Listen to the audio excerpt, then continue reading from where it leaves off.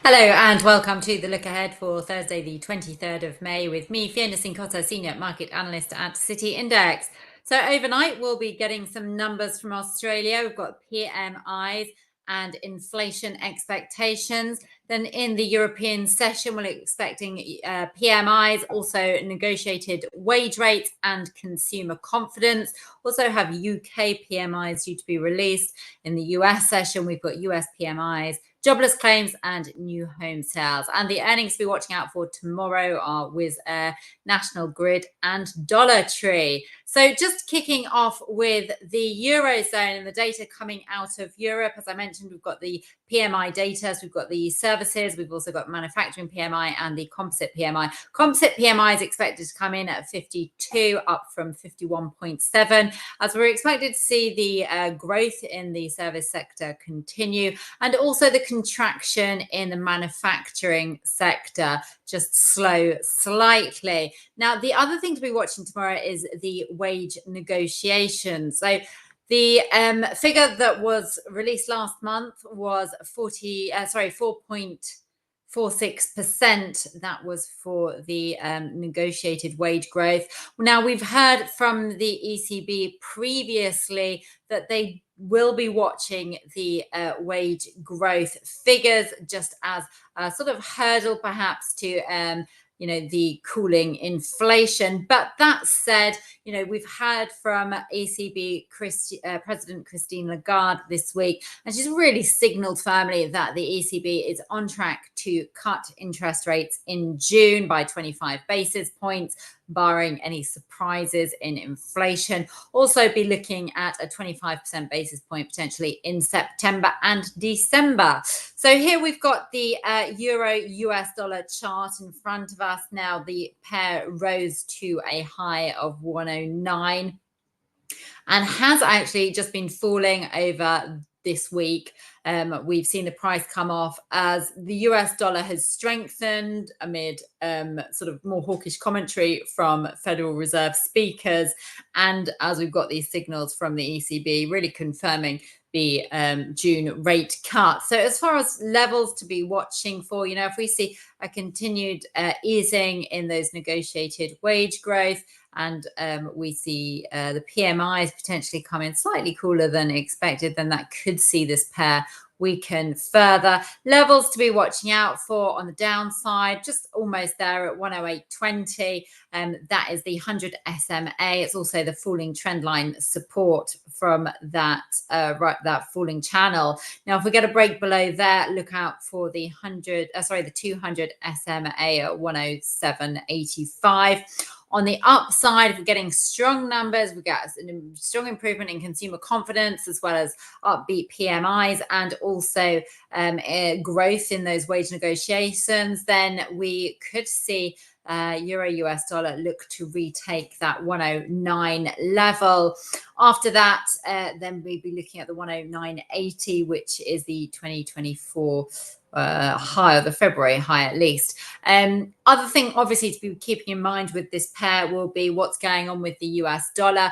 This recording is being done prior to the release of the FOMC minutes, but broadly speaking, we've been hearing sort of Federal Reserve members sounding a little bit more hawkish that rates need to stay high for longer, in which case that would support sort of further US dollar strength. So we've also got, as I mentioned, the UK PMI figures coming out. Now we can see the pound has pushed higher today. The PMI data is expected to show that the composite PMI is eased just very slightly to 54, down from 54.1. And that's as the services, so the dominant sector in the UK, sees growth just slow slightly, down from 55, which was quite strong, down to 54.7. Now, from today's data, we know that inflation in that service sector is proving to be rather sticky, which is a potential hurdle, or is proving to be a hurdle as far as the Bank of England cutting rates is concerned. So if we get really strong PMI data, particularly strengthening that service sector, then we and particularly the prices paid in the service sector, that would be the subcomponent to be watching out for. Then that could see the pound to US dollar push higher.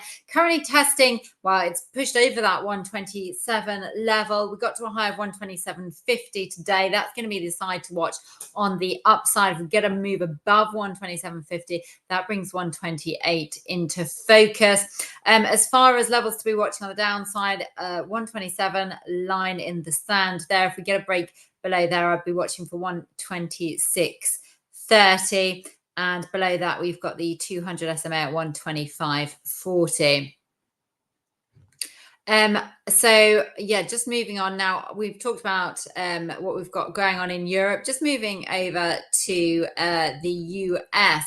Now, this is the gold chart. As far as gold data is concerned, we've got jobless claims in focus. They're expected to just ease very slightly to 220,000 from 222.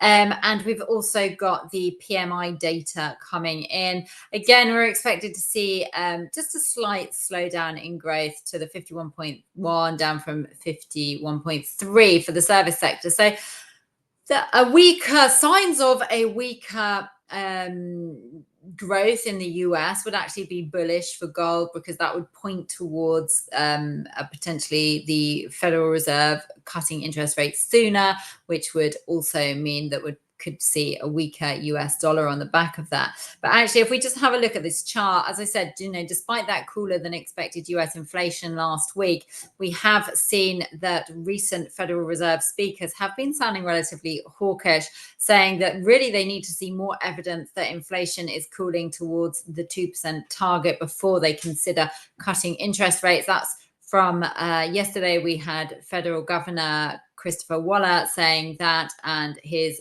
thoughts were echoed by the Cleveland Fed President Loretta Mester. Raphael Bostic, the Atlanta Fed President, also said that he didn't see any rates being cut before the final quarter of the year. So those comments, a little bit more hawkish, have boosted the dollar, pulled gold lower.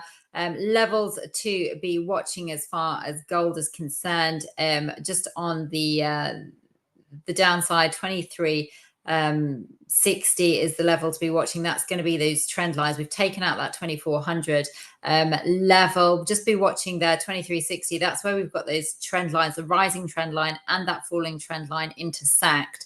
Below there, next level to be really watching would be 23.20, which was that low that we saw just at the end of April, beginning of May.